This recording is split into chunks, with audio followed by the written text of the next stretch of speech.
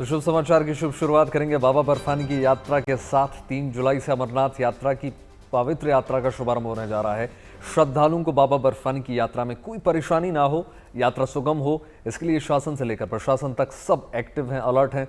अमरनाथ यात्रियों की सुविधा के साथ साथ उनकी सुरक्षा के व्यापक इंतजाम किए गए हैं। श्रीनगर के पंथा चौक से शुरू होने वाली ये यात्रा सुरक्षा बलों के लिए बड़ी चुनौती है, जिसके लिए ऐसा कवच तैयार किया गया है जिसे भेद पाना किसी के बस की बात ना हो। डॉग स्क्वाड की टीम, अत्याधुनिक ड्रोन्स, बुलेट प्रूफ व्हीकल्स और झील में सीआरपीएफ वाटर विंग की घेराबंदी पूरी तरीके से की गई है। तमाम तस्वीरें आपके टेलीविजन स्क्रीन पर।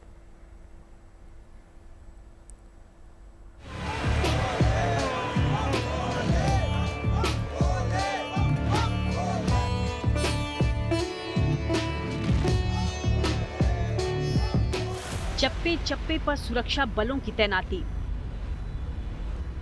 एक्टिव मोड में डॉग स्क्वाड।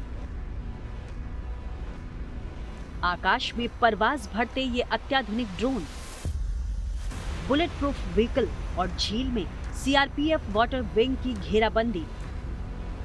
सुरक्षा बलों के ऑपरेशन त्रिनेत्र को भेद पाना मुश्किल ही नहीं, नामुमकिन है।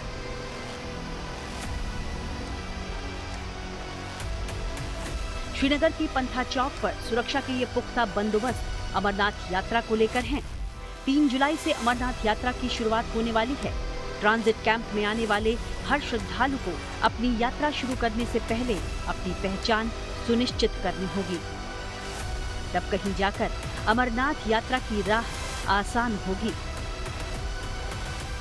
जब भी कोई व्यक्ति यहाँ पर पहुंचेगा तो उसको पहले यहाँ आइडेंटिटी कार्ड दिखाना होगा, उसके बाद ही जो है अंदर इसके कैंप के अंदर वो लोग पहुंच सकते हैं।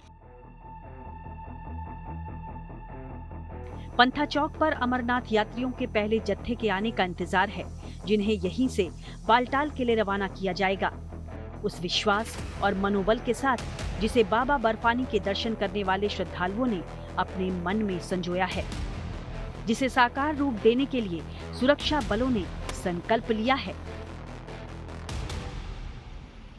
ये सुरक्षा सिर्फ पंथा चौक तक सीमित नहीं, बल्कि पंथा चौक से होकर अमरनाथ यात्रा रूट तक सुरक्षा का ऐसा जाल बिछाया गया है जहां कोई परिंदा भी पर न मार पाए। अमरनाथ यात्रा रूट को सीसीटीवी से लैस किया गया है। ड्रोन कैमरा से यात्रा रूट की निगरानी हो रही है। ड्रोन यानी तीसरी आंख से यहाँ पर निगरानी की जा रही है। आप देखिए कि जो कमांडोज हैं वैली क्यूएटी के इस पूरे इलाके में ड्रोन के जरिए जो है बड़े स्तर पर निगरानी कर रहे हैं। पहलगाम आतंकी हमले ने बहुत कुछ सिखाया है। सुरक्षा के पैमाने बदले हैं, रणनीतियों में बदलाव दिख रहे हैं। इस बार सीआरपीएफ की महिला कमांडोज को भी सुरक्षा की जिम्मेदारी मिली है। अमरनाथ यात्रा रूट पर सुरक्षा बलों की तैनाती के साथ अत्याधुनिक बख्तरबंद गाड़ियों को भी तैनात किया गया है, जिसका कोई जवाब नहीं। अलग अलग स्थानों पर ऐसे बुलेट प्रूफ व्हीकल उन यात्रियों के कॉन्वॉय में लगाए जा रहे हैं जिनका इस्तेमाल दोनों रूट पर किया जाएगा, चाहे वो बालटाल रूट हो या फिर पहलगाम। आप देख सकते हैं कि ये बुलेट प्रूफ गाड़ी जो कि मार्क्समैन के नाम से जानी जाती है, और इसकी सबसे खास बात यह है कि इसमें सबसे ऊपर जो माउंट होता है वहां पर कमांडो मौजूद रहता है, और जिसके पीछे 360 डिग्री कैमरा भी लगा रहता है, जिससे चारों तरफ जो अंदर कमांडोज बैठे हुए रहते हैं वो चारों तरफ देख सकते हैं। अगर सुरक्षा में किसी भी तरीके का खतरा आता है तो ये मार्क्समैन व्हीकल सीधे अंदर जो कमांडोज मौजूद रहते हैं वो वहां से फायर कर सकते हैं, और इनके ऊपर कोई भी खतरा नहीं होता है। अमरनाथ यात्रा के साथ पर्यटन की चाहत रखने वालों के लिए सुरक्षा के बंदोबस्त हैं, जिसको ध्यान में रखते हुए डल लेक में सीआरपीएफ की वाटर विंग ने मुस्तैदी बढ़ा दी है। श्रीनगर से जितेंद्र बहादुर सिंह के साथ bureau report, good news today. Amarnath यात्रा के दौरान महिला श्रद्धालुओं की सुविधा और सुरक्षा के पुख्ता इंतजाम किए गए हैं, लिहाजा यात्रा मार्ग पर सीआरपीएफ का महिला दस्ता मुस्तैद है। देखिए श्रीनगर के पंथा चौक से हमारे संवाददाता जितेंद्र बहादुर सिंह की खास रिपोर्ट। अमरनाथ यात्रा के दौरान किसी महिला अमरनाथ यात्रा करने वाली यात्री को किसी भी तरीके की दिक्कत न हो, इसके लिए बड़े स्तर पर सीआरपीएफ की महिला कमांडोज को यहां पर तैनात किया गया है।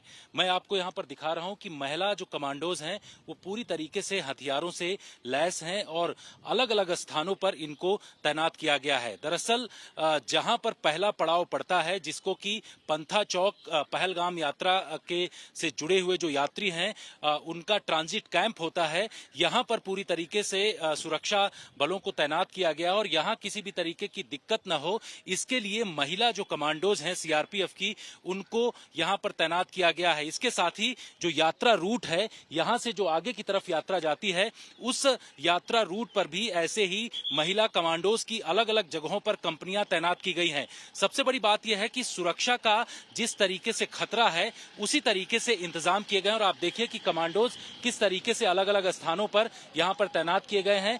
जो भी कॉन्वॉय या गाड़ियां यहां पर आ रही हैं, आप यहां पर देख सकते हैं, उनको पूरी तरीके से सुरक्षा दी जा रही है और जिसमें कोई भी दिक्कत ना हो। महिला कमांडोज की खासियत यह है कि इन्होंने पूरी तैयारी करके और इनको बाकायदे कई महीनों तक इस पूरी यात्रा रूट को लेकर के ट्रेनिंग दी गई है, जिससे कि किसी भी व्यक्ति को दिक्कत ना हो। इसलिए यहाँ पर इनको बेहतर तरीके से यहाँ इनको तैनात किया गया है। जब भी कोई व्यक्ति अंदर की तरफ आएगा तो उनका बाकायदे RFID जो है, जो बना हुआ है उन गाड़ियों का, इसके साथ साथ जो लोग हैं उनको पूरी तरीके से यहाँ पर चेक किया जाए और उसके बाद ही इनको इस कैंप के अंदर आने दिया जाएगा। उसके बाद जब ये ट्रांजिट कैंप में किसी भी तरीके से लोगों को यहाँ पर रोका जाएगा और उसके बाद जब आगे उनका मूवमेंट होगा तो पूरी सुरक्षा की यहाँ पर तैनाती की गई है। महिला कमांडोज जो अलग अलग जगहों से यहाँ पर पहुंची हुई हैं, उनकी तैनाती की गई है और खास बात यह है कि सुरक्षा में कोई चूक ना हो, इन तमाम चीजों को इस बार बड़े स्तर पर ध्यान में रखा गया है। कैमरामैन नासिर के साथ पंथा चौक से जितेंद्र सिंह। तो ऐसे समझिए कि श्री अमरनाथ यात्रा की तैयारियों में प्रशासन कोई कमी नहीं छोड़ना चाहता, लिहाजा यात्रा से पहले जम्मू में ट्रायल रन किया गया और तमाम इंतजामों को बाकायदा परखा गया। यात्रा मार्ग पर BSF, ITBP और SSB जैसे केंद्रीय बलों को तैनात किया गया है। इस दौरान प्रशासन ने श्रद्धालुओं से नियमों और दिशा निर्देशों का पालन करने का आग्रह किया गया है, तो किसी भी प्रकार की कोई चूक ना हो, इसके लिए चप्पे चप्पे पर पैनी नजर रखी गई है और तमाम जवान तैनात हैं, चाहे केंद्रीय बल हो चाहे सुरक्षा बल, तमाम। अभी ड्राई रन के लिए गाड़ियां यहां से निकली हैं और हमारे जो डिविजनल कमिश्नर साहब हैं, IG साहब हैं, सभी सीनियर अफसर्स उसको मॉनिटर भी कर रहे हैं और साथ ही साथ क्या तैयारियां सारी पूरी हो चुकी हैं यहाँ। और आज जो है टोकन हमारा जो है उसका भी वितरण है सरस्वती धाम पे, तो उसके लिए भी पूरी तैयारियां हो चुकी हैं। तो सर मैसेज क्या रहेगा सर, जैसे फ्लैग कि बड़ी से बड़ी संख्या में आएँ, पूरी व्यवस्था हमारे पास है और किसी को किसी प्रकार की परेशानी नहीं आने देंगे और प्रशासन बहुत अच्छे से उनके लिए पूरा तैयार है। चलिए अब बात चारधाम यात्रा की कर लेते हैं। चमोली में मौसम विभाग के अलर्ट के बाद चारधाम यात्रियों की सुरक्षा सुनिश्चित कर दी गई है। प्रशासन पूरी तरीके से सतर्क है और तीर्थ यात्रियों की सुरक्षा के लिए कड़े कदम उठाए जा रहे हैं। बद्रीनाथ जा रहे यात्रियों को जहां लैंडस्लाइड के खतरे को देखते हुए सुरक्षित स्थानों पर रोक दिया गया, वहीं उत्तरकाशी में बादल फटने के बाद गंगोत्री यमुनोत्री धाम जाने वाले तीर्थयात्रियों को प्रशासन ने सुविधाओं से लैस हरबटपुर में रोक लिया है। हरबटपुर में रुके यात्री रोके जाने के बावजूद भोले की भक्ति से सराबोर नजर आए। वो यहाँ लोक नृत्य और जयकारे करते हुए नजर आए।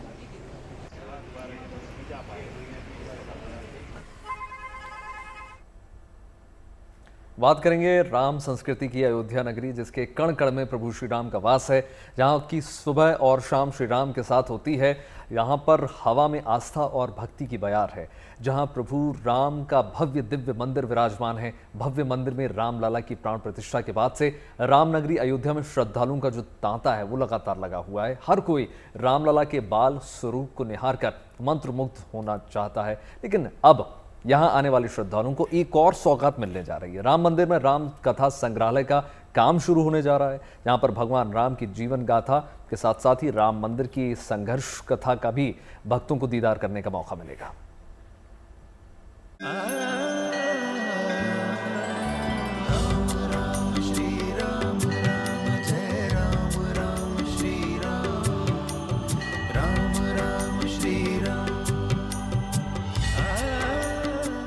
जहां भक्ति होती है वहां भगवान स्वयं प्रकट होते हैं। और रामनगरी अयोध्या में तो आस्था का सैलाब हिलोरे मारता है। अयोध्या केवल एक तीर्थ नहीं बल्कि जीवंत आस्था है। हर दिन, हर रोज, हर पल राम नाम की धून गूंजती है। अयोध्या जहां हर सांस में बसी है राम की कथा, अब इस पावन धरा पर बन रहा है राम कथा संग्रहालय। राम भक्तों के लिए किसी सौगात से कम नहीं। ये संग्रहालय न सिर्फ आस्था का केंद्र बनेगा बल्कि श्री राम के जीवन, संघर्ष और न्याय की पूरी गाथा को जीवंत कर देगा। इस अद्भुत संग्रहालय में 20 गैलरियां बनाई जाएंगी जिनमें रामायण की महागाथा को दिखाया जाएगा। इन गैलरियों में 500 वर्षों का कानूनी इतिहास भी दिखेगा। साथ ही खुदाई में मिले ऐतिहासिक साक्ष्य भी विशेष रूप से प्रदर्शित किए जाएंगे। दुनिया के किन किन देशों में श्री राम की आराधना होती है, इसे संग्रहालय के बेसमेंट में प्रदर्शित किया जाएगा। तो अभी हम वहाँ पर जो सिविल कंस्ट्रक्शन है उसको पूरा करने का प्रयास कर रहे हैं।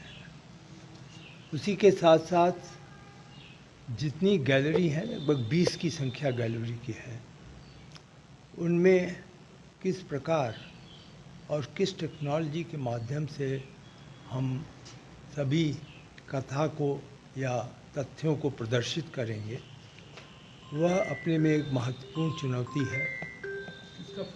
और वह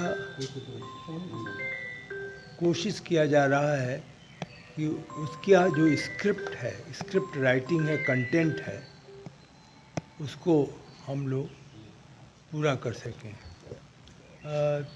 एक जो प्रमुख बात है जो तय हो गई है वो यह है कि जो भी लगभग पिछले 500 वर्षों का एक कानूनी पक्ष है उसको हम लोग जो मुख्य भूतल है या संग्रहालय का, वहाँ पर 2 गैलरी में प्रदर्शित करेंगे। और उसी के साथ साथ जो खुदाई में विशिष्ट चीज़ें ऐसी मिली जो कि कुछ तथ्यों को पुष्टि करती हैं, उन्हें भी हम वहाँ पर साथ में तो कानूनी पक्ष और खुदाई की जो वस्तुएं हैं उनको एक साथ मिलाकर हम प्रदर्शित करने जा रहे हैं।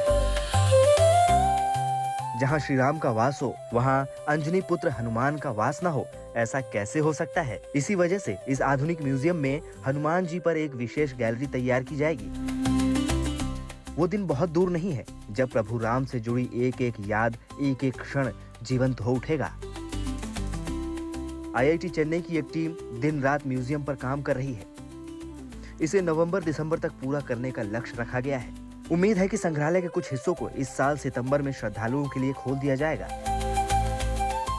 कि अगर 1 लाख लोग आए प्रतिदिन के हिसाब से तो किस प्रकार टर्नओवर होगा कि मंदिर के अंदर सुरक्षा के साथ समझौता नहीं हो। न्यास इस विषय में जिला प्रशासन से भी संपर्क रखे हुए है और अपने स्तर से निर्णय करें। प्रोजेक्शन मैपिंग से लेकर इमर्सिव थिएटर तक ये म्यूजियम पूरी तरह हाईटेक होगा।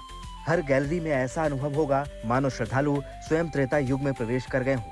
ऐसा अनोखा संग्रहालय जहां श्री राम के अस्तित्व और आस्था का अनूठा संगम देखने को मिलेगा। तो बस इंतजार कीजिए कुछ और महीनों का, जिसके बाद भक्तों को राम कथा संग्रहालय की सौगात मिल जाएगी। Mayank Shukla, Ayodhya, good news today. Ayodhya में प्रभु राम का मंदिर आकार लेता जा रहा है। प्राण प्रतिष्ठा के बाद लगातार मंदिर निर्माण का काम तेजी से पूरा हो रहा है। अयोध्या में रामलला का ये धाम सिर्फ आस्था का प्रतीक नहीं बल्कि आधुनिक तकनीक और सनातन आस्था का भी प्रतीक है। राम मंदिर के निर्माण में ऐसी तकनीक का प्रयोग किया जा रहा है जिससे हजारों साल तक मंदिर पर कोई आंच न आ सके। राम मंदिर को मजबूत बनाने के लिए टाइटेनियम धातु से बनी जालियां लगाई जा रही हैं, जिनकी आयु 1000 साल से भी ज्यादा बताई जाती है।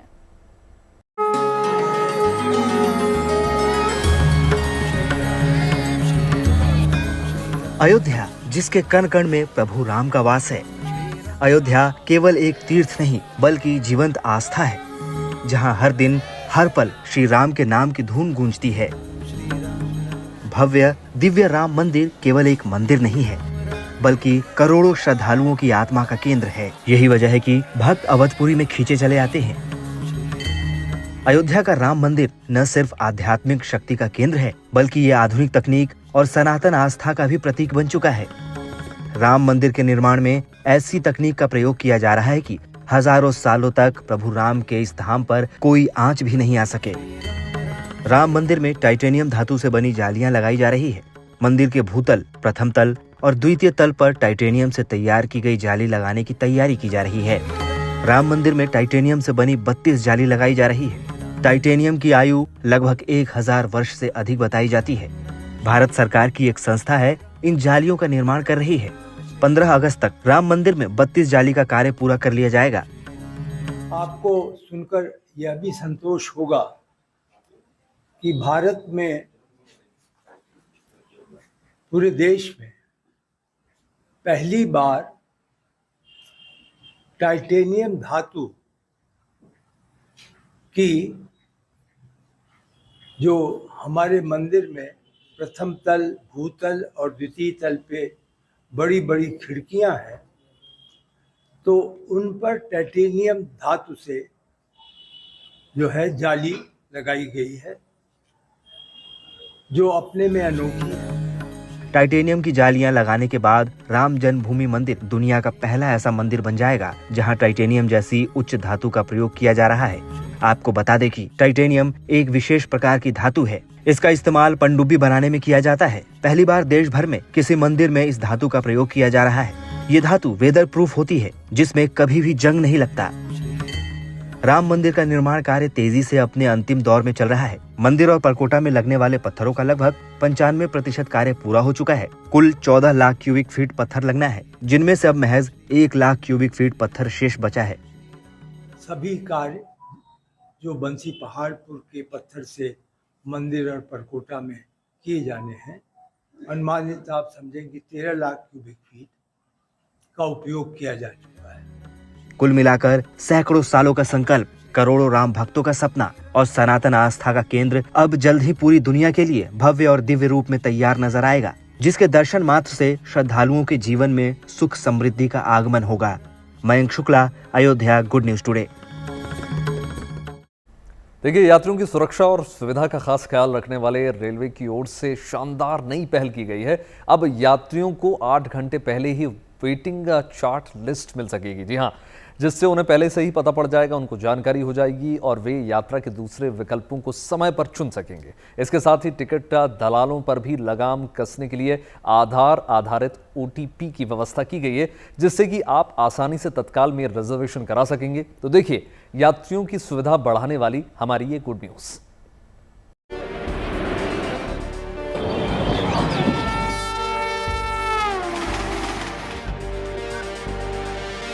सेवा और सुरक्षा के आदर्श वाक्य वाले रेलवे ने अब सुविधाओं पर जोर देने की ठान ली है।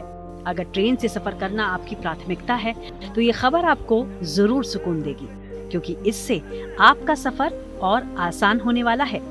रेलवे 2 अहम बदलाव कर रहा है, जो यात्रियों के लिए राष्ट्र की जीवन रेखा पर यात्रा को और भी सहज बना देगी।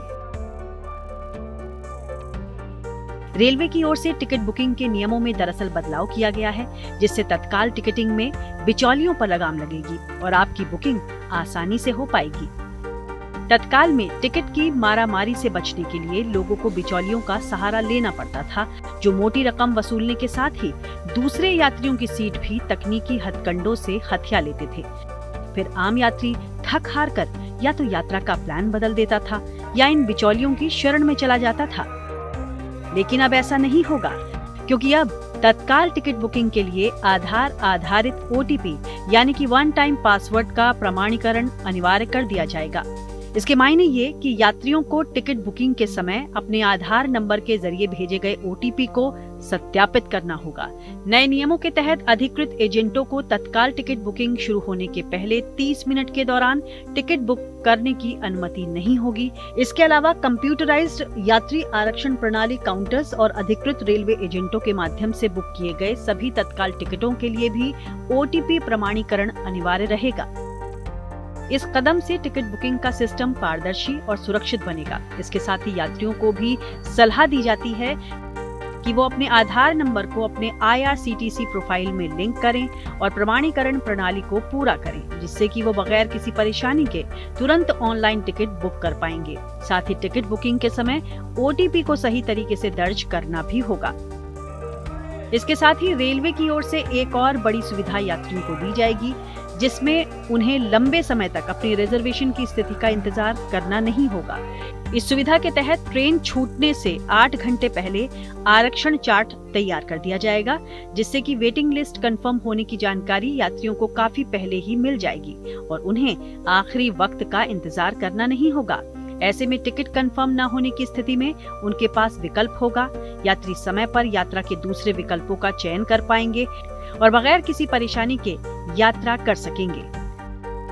तो आप भी इन सुविधाओं के साथ सुरक्षित रेल यात्रा का आनंद लीजिए।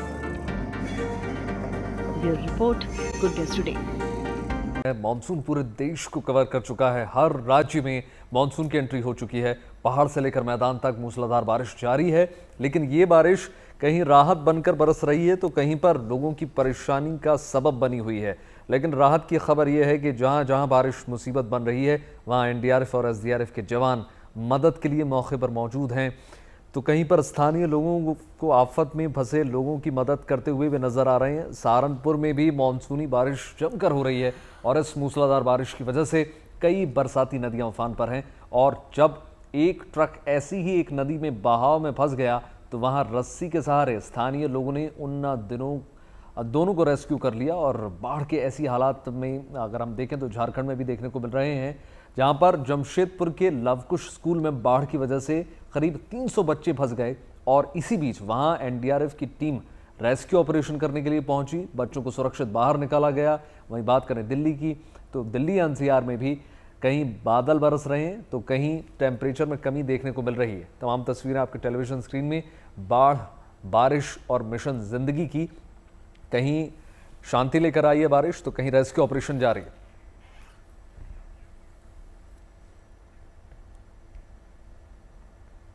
चलिए अब आपको जमशेदपुर लेकर चलते हैं, जहां बाढ़ बारिश का एक ऐसा मंजर देखने के लिए मिला जिसने सबको चौंका दिया।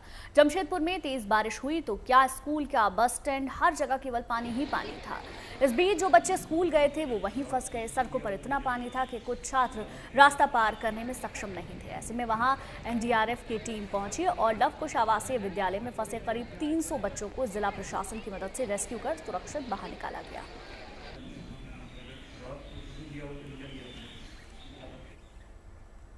और बाढ़ के बीच राहत की उम्मीद की एक ऐसी ही तस्वीर सहारनपुर में भी देखने के लिए मिली। उत्तर प्रदेश के सहारनपुर में बूढ़ी यमुना में रविवार को अचानक जल स्तर बढ़ गया।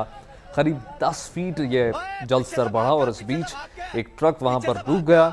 जैसे जैसे ड्राइवर और क्लीनर ट्रक के ऊपर गए, अपनी जान बचाई, लेकिन परेशानी अभी खत्म नहीं हुई थी। यहाँ से निकलने के लिए उन्होंने मदद के लिए गुहार लगाई, आवाज़ें लगाई और वहाँ मौजूद स्थानीय लोगों ने मदद के लिए रस्सी का इंतजाम किया और रस्सी के बलबूते दोनों युवकों की जान बच सकी, पानी से बाहर निकल सके। तस्वीरें आपके टेलीविजन स्क्रीन पर।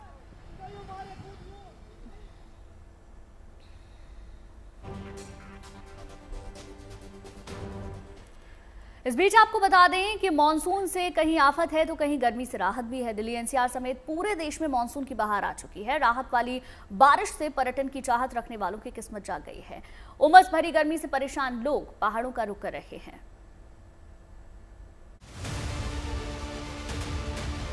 जितने भी यात्री गंगा जी में नीचे नहा रहे हैं, आप सब लोगों को सूचित किया जा रहा है कि साइडों में बैठ कर आए। दिल्ली NCR समेत पूरे देश में मानसून की बहार आ चुकी है। राहत वाली बारिश से पर्यटन की चाहत रखने वालों की किस्मत जाग गई है। उमस भरी गर्मी से परेशान लोग पहाड़ी वादियों का रुख कर रहे हैं। पर्यटन कारोबार को काफी मुनाफा हो रहा है। कहीं राहत वाली बारिश से उमस भरी गर्मी से मुक्ति मिली है तो कहीं आफत वाली बारिश से लोगों की परेशानी बढ़ी है। तस्वीरें टिहरी की हैं। मूसलाधार बारिश की वजह से चारधाम यात्रा की रफ्तार धीमी हुई है। चारधाम यात्रा पर जाने वाले श्रद्धालुओं को अलर्ट किया जा रहा है। चारधाम यात्रा में आए सभी श्रद्धालुओं का नोट करें। स्थानीय लोगों को सुरक्षित स्थान पर जाने की सलाह दी जा रही है। 24 घंटे से लगातार बारिश हो रही है, इसलिए 24 घंटे के लिए यात्रा को स्थगित किया गया है। जिले से गुजरने वाली भिलंगना नदी, बालगंगा नदी, भागीरथी नदी का जलस्तर बढ़ने के साथ सहायक नदियां उफान पर हैं। यमुनोत्री क्षेत्र में बादल फटने की वजह से यमुनोत्री हाईवे पर यातायात प्रभावित है। श्याना चट्टी के निचले इलाकों में रहने वालों की मुसीबत बढ़ी है। उत्तरकाशी में भीषण लैंडस्लाइड की वजह से लेबर कैंप को काफी नुकसान पहुंचा है। 19 श्रमिकों में 10 श्रमिकों का सफल रेस्क्यू किया गया है। लापता लोगों की तलाश में एनडीआरएफ और एसडीआरएफ की टीम राहत बचाव कार्यों में जुटी है। खराब मौसम की वजह से तीर्थयात्रियों को सुरक्षित स्थानों पर रोक दिया गया। अनावश्यक यात्रा से बचने की सलाह दी जा रही है। ऋषिकेश में भारी बारिश की वजह से गंगा समेत सहायक नदियों का जलस्तर लगातार बढ़ रहा है। निचले इलाकों में बाढ़ के हालात हैं। लोगों की सुरक्षा को ध्यान में रखते हुए जिला प्रशासन की तरफ से चेतावनी दी जा रही है। जितने भी यात्री गंगा जी में नीचे नहा रहे हैं, आप सब लोगों को सूचित किया जा रहा है कि साइडों में बैठ कर आए। नदियों और बरसाती नालों से दूर रहने की सलाह दी जा रही है। एहतियातन त्रिवेणी घाट को खाली करने के निर्देश जारी किए गए हैं। लगातार बारिश हो रही है और सीधी डैम से पानी छोड़ा जा रहा है। लगातार हो रही बारिश से रुद्रप्रयाग में जनजीवन बुरी तरह प्रभावित है। अलकनंदा नदी उफान पर है। खतरे की आशंका को देखते हुए नदी किनारे बसे घरों को खाली करा दिया गया है। भूस्खलन की वजह से ऋषिकेश बद्रीनाथ हाईवे बंद है। मयाली बंगार मोटर मार्ग पर बने पुल के टूटने से दर्जनों गांव से संपर्क कट चुका है। गांव में फंसे लोगों के लिए राहत बचाव कार्य किए जा रहे हैं। टिहरी से कृष्ण गोविंद कंसवाल, उत्तरकाशी से ओंकार बहुगुणा, रुद्रप्रयाग से Praveen Semwal. Bureau report, good news today. और मौसम विभाग के मुताबिक 4 जुलाई तक देश भर में कई हिस्सों में जोरदार बारिश के आसार हैं। आने वाले दिनों में कैसा रहने वाला है मौसम, आइए जानते हैं मौसम वैज्ञानिक नरेश कुमार से। पूरे भारत को मानसून का इंतजार था और आज मानसून ने पूरे भारत पर दस्तक दे दी है। इस पर और बातचीत करने के लिए हमारे साथ हैं Naresh Kumar, senior scientist IMD. तो सर, सारे भारत में देखा जा रहा है मानसून ने अपनी दस्तक दे दी है। उत्तर हो, पश्चिम हो, पूर्व हो, हर जगह देखा जाए मानसून के जो घने बादल हैं पहुंच गए हैं। तो क्या रहेगा सर इस बार मानसून का ट्रेंड? देखिए, आप ये सैटेलाइट पिक्चर्स में देख सकते हैं कि ऑलमोस्ट पूरे भारत ही में क्लाउड्स भरे हुए हैं। तो इसका एक रीजन तो ये है कि एक जहां north west bay of Bengal में लो प्रेशर एरिया बना हुआ है, बहुत ज्यादा जो फेवरेबल रहता है मानसून में। कल भी एक जहां लो प्रेशर था जो गुजरात के ऊपर था, इसके कारण ही, और बाकी थोड़ा सर्कुलेशन फीचर्स था, जिसके कारण जो मानसून है पूरा नॉर्थ वेस्ट इंडिया जो हिस्से बचे हुए थे, राजस्थान, हरियाणा, एनसीआर, दिल्ली, यूपी, वो कवर कर चुका है। अगर आप आने वाले दिनों की बात करें तो मैं इसको आपको इस चित्र के माध्यम से बताना चाहूंगा। जहां आपका नॉर्थ वेस्ट इंडिया की बात करें, हमारा हिमाचल, उत्तराखंड के लिए रेड अलर्ट है। वहां हम ये अनुमान लगा रहे हैं कि वहां वेरी हैवी रेनफॉल से ज्यादा होने का अनुमान है हमारा, 12 सेंटीमीटर से ज्यादा, और कंटिन्यूस काफी दिनों से वहां बारिश हो रही है। इसको मद्देनजर रखते हुए वहां हमने रेड अलर्ट दिया है। इसके अलावा पंजाब, हरियाणा, वेस्ट यूपी के लिए हमारा ऑरेंज अलर्ट है। वहां भी हम ये अनुमान लगा रहे हैं कि 12 सेंटीमीटर से ज्यादा रेनफॉल हो सकती है। इसके अलावा जो लो प्रेशर बना हुआ है north west bay of Bengal में, उसके कारण हमने आज उड़ीसा के लिए एक्सट्रीमली हैवी रेनफॉल दिया है, 20 सेंटीमीटर से ज्यादा, रेड अलर्ट है। झारखंड के लिए भी आने वाले 2 दिनों के लिए रेड अलर्ट है, वहां भी एक्सट्रीमली हैवी रेनफॉल दिया है। ओवरऑल जो मानसून है इस समय पूरे एक्टिव फेज में है और ऑलमोस्ट पूरा कंट्रीज में ही rainfall, specifically north west, central, east, north eastern में आने वाले 6 से 7 दिन हैवी, वेरी हैवी रेनफॉल चलता रहेगा। भारत के अलग अलग स्टेट्स में देखा जाएगा कि बारिश होगी। मानसून का जो सीजन है वो आ गया। इस पर बातचीत रखते हुए सीनियर साइंटिस्ट नरेश कुमार ने मानसून का क्या रहेगा हाल, क्या रहेगी बारिश की पोजीशन, चाहे दक्षिण भारत में हो चाहे उत्तर भारत में हो, वो हमारे साथ साझा किया। कैमरामैन संजीव कुमार के साथ अनमोल बाली की दिल्ली से रिपोर्ट। और चलिए अब बात हिंद की बढ़ती ताकत की। चीन से सटी सीमाओं पर भारतीय वायुसेना की ताकत को बढ़ाने का काम लगातार जारी है। इस मिशन को देखते हुए असम में बनाई नॉर्थ ईस्ट की पहली इमरजेंसी एयर स्ट्रिप बनाई गई है।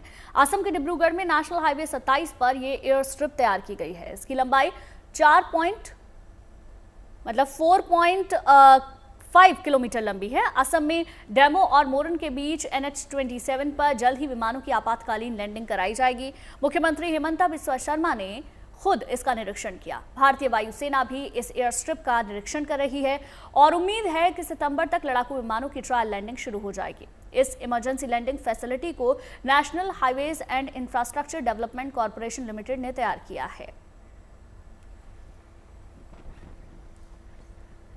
देखिए, तकनीक बढ़ते दौर में अपराध का तरीका भी बदल गया है। आज लोगों को साइबर क्राइम से सबसे ज्यादा बचकर रहने की आवश्यकता है और इससे बचने के लिए आपको जागरूक होना होगा। अपराधियों की तकनीकी दांवपेच को समझना जरूरी है जिससे आप साइबर क्राइम से बच सकें। शहरी क्षेत्रों में तो फिर अब लोग इससे को लेकर जागरूक हैं, तमाम खबरें पढ़ते हैं, लेकिन इनका शिकार होने वालों की संख्या ग्रामीण इलाकों में सबसे ज्यादा है।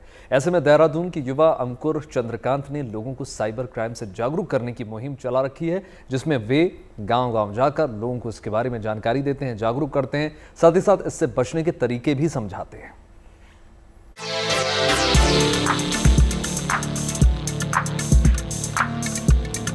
एक अनजानी कॉल, फर्जी वेबसाइट्स का जंजाल आपके मेहनत की कमाई को किसी फ्रॉड की जेब में डालने के लिए काफी है। तकनीक के इस दौर में जहां आप ऑनलाइन हुए बगैर रह भी नहीं सकते और थोड़ा सा चूके तो लुटने से बच भी नहीं सकते। ऐसे में देहरादून के रहने वाले अंकुर चंद्रकांत एक अनूठी मुहिम चला रहे हैं। वो जगह जगह जाकर लोगों को ऑनलाइन फ्रॉड से बचने के तरीके बता रहे हैं। अंकुर खासतौर पर ग्रामीण इलाकों में लोगों को जागरूक कर रहे हैं ताकि वो ऑनलाइन धोखाधड़ी से बच सकें। हथकंडों से साइबर ठग हाईटेक होते जा रहे हैं और आपकी जमा पूंजी को खाली करते जा रहे हैं। इसको लेकर हर कोई मन में शंका रहती है कि इससे कैसे निपटा जाए। हालांकि प्रशासन अलग अलग तरीकों से जागरूक करता है, लेकिन फिर भी ग्रामीण अंचलों में और आदिवासी इलाकों में लोग जागरूक नहीं हो पाते हैं और वजह इसकी कई तरह की सामने आती हैं। एक युवा है, देहरादून से पूरे देश भर की यात्रा के निकले हैं और जयपुर पहुंचे हैं। अंकुर लोगों को लगातार जागरूक कर रहे हैं। वो लोगों को बताते हैं कि साइबर क्राइम से बचने के लिए क्या नहीं करना है। देखिए, सबसे पहला जो तरीका है बचने का वो तो है, कोई भी आपके पास अननोन लिंक आता है, अननोन, उस पर क्लिक मत कीजिए। और एक बार को कहते हैं ना, आपके पिताजी आपकी माँ भी भेजते हैं तो भी मत करो। उनको कॉल करके पूछो क्या आपने कुछ भेजा है लिंक टाइप का मेरे को। अगर वहाँ कहते हैं तो ठीक है, क्योंकि अगर मैंने आपका फ़ोन एक्सेस कर लिया बीइंग अ हैकर तो आपके फ़ोन से मैं आपके दोस्त को मैसेज कर दूँगा, उसको तो लगेगा कि आपने भेजा है, वो लिंक को क्लिक करेगा और आपका खाता उसका खाता दोनों में से एक का खाता साफ हो गया। तो एक तो आपको लिंक क्लिक नहीं करना। किसी भी टाइप की इमेज आती है, स्पेशली पॉर्न इमेज जो होती है, ठीक है, आजकल लोग छोटे छोटे एमएमएस सर्कुलेट करते हैं, क्योंकि उससे आजकल का युवा है ना, वो बहुत जल्दी एक्साइटेड हो जाता है कि मेरे पास ये आ गया, दोस्तों को भेजना स्टार्ट कर देगा। उसको ही नहीं पता खुद के पास तो वायरस आ गया भाई, तो औरों को भी फैला रहा है इनडायरेक्टली। ये नहीं करना। एक तो साइबर फ्रॉड होने के बाद आपको क्या जरूरी कदम उठाने हैं, अंकुर इसे लेकर भी लोगों को जागरूक कर रहे हैं। इसके साथ ही वो खुद भी ऐसे पीड़ितों की मदद के लिए हमेशा तैयार रहते हैं। सबसे पहले जो हमारी cybercrime.gov.in है, वहाँ साइट पर जाएं, अपना खुद का पूरा ब्यौरा दें, क्या क्या आपके साथ हुआ है उसका स्क्रीनशॉट। लेकिन नहीं होता तो नियर बाय पुलिस स्टेशन तो सभी के पास है साइबर क्राइम का। हमारा एनजीओ है द बेटर प्लेनेट सोसाइटी और उसका एक इनिशिएटिव है साइबर जागृति। इसमें हम जितने भी साइबर क्राइम के विक्टिम हैं, जो पीड़ित हैं, चाहे उनके साथ फाइनेंशियल फ्रॉड हुआ हो या जैसे लड़कियाँ उनकी पिक्चर्स यहाँ वहाँ लीक हो जाती हैं, हम उनको फ्री में लीगल काउंसिल करते हैं। हमारे पास हाई कोर्ट, सुप्रीम कोर्ट सारे लॉयर्स हैं एंड यकीन मानिए वो इतने भले हैं, वो फ्री ऑफ कॉस्ट अपनी लीगल काउंसिल उनको प्रोवाइड करते हैं। कोई पैसा चार्ज नहीं किया जाता, बैठ के आराम से सुना जाता है कि प्रॉब्लम क्या है। और अगर आप किसी दूसरे स्टेट रहते हैं, फ़ोन पे भी हम काउंसलिंग प्रोवाइड करते हैं। तो इससे कम से कम उनको इतनी जानकारी मिलती है कि लीगल तरीका क्या है पैसा वापस पाने का। अंकुर का सफर अभी लखनऊ, आगरा, पुणे और मुंबई से होता हुआ काफी लंबा है। उन्होंने देश भर में साइबर क्राइम के खिलाफ लोगों को जागरूक करने की मुहिम चला रखी है। उम्मीद है कि उनकी ये यात्रा कईयों के लिए वरदान साबित होगी और वो साइबर क्राइम का शिकार होने से बच सकेंगे। जयपुर से विशाल शर्मा के साथ ब्यूरो रिपोर्ट। इंदौर शहर के चर्चित डांसिंग कॉप रंजीत सिंह ने एक बार फिर से अपने शहर इंदौर का नाम रोशन कर दिया। ट्रैफिक कंट्रोल अपने अनोखे अंदाज करते हुए स्टाइल में मशहूर रंजीत सिंह हाल ही में लोकप्रिय comedy show the Kapil Sharma show में नजर आए। शनिवार को प्रसारित हुए एपिसोड में उन्होंने न केवल दर्शकों को मनोरंजन करके भरपूर शानदार अनुभव दिया, बल्कि ट्रैफिक जागरूकता का भी उन्होंने मजबूत संदेश दिया। शो के दौरान रंजीत सिंह ने बताया कि कैसे उन्होंने सड़क पर ट्रैफिक नियमों को पालन करवाने के लिए डांस को एक माध्यम बनाया। पहले रेड लाइट पर कोई रुकता नहीं था, अब लोग ग्रीन लाइट होने के बाद भी मेरा डांस देखने के लिए रुक जाते हैं, ऐसा उन्होंने कहा। यही नहीं, रंजीत ने शो में कपिल से एक वादा भी लिया और वो अपने मंच के जरिए ट्रैफिक अवेयरनेस को बढ़ावा देंगे। तस्वीरें देखिए।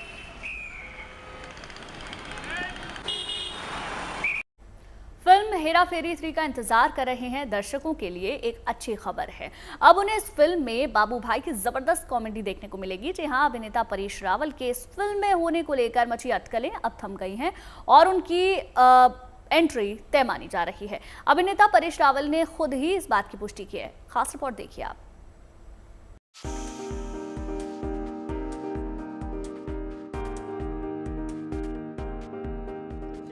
क्या हेरा फेरी के तीसरे पार्ट को लेकर चल रहा झगड़ा खत्म हो गया? क्या बाबू भाई की फिल्म में अब दोबारा एंट्री होने जा रही है? भाई हेरा फेरी 3 में परेश रावल की कास्टिंग को लेकर कई दिनों से जो अटकलें और रिपोर्ट्स सुर्खियां बन रही थी, उसको लेकर अब परेश रावल ने एक इंटरव्यू के दौरान पुष्टि की है कि वो इस कल्ट फ्रेंचाइजी की तीसरी किस्त में नजर आने वाले हैं। यानी इस गुड न्यूज के बाद एक बार फिर से अक्षय, सुनील और परेश की तिगड़ी धमाल मचाती नजर आएगी।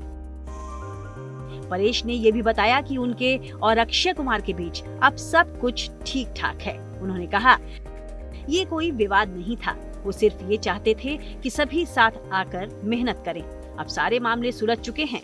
क्या होता है जब कोई चीज इतनी लोगों को भाती है, तब हमें थोड़ा और सावधान होने की जरूरत होती है।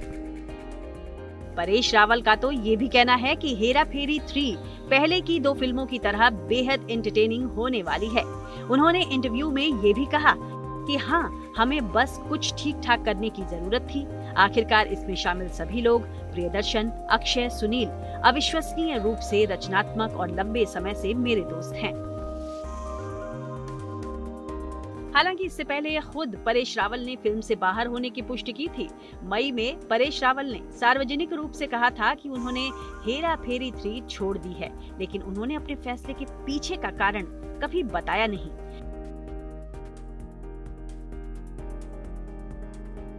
उनके फिल्म के तीसरे सीक्वल से बाहर होने का फैसला बाबूराव की उनकी भूमिका को पसंद करने वालों का दिल तोड़ गया था।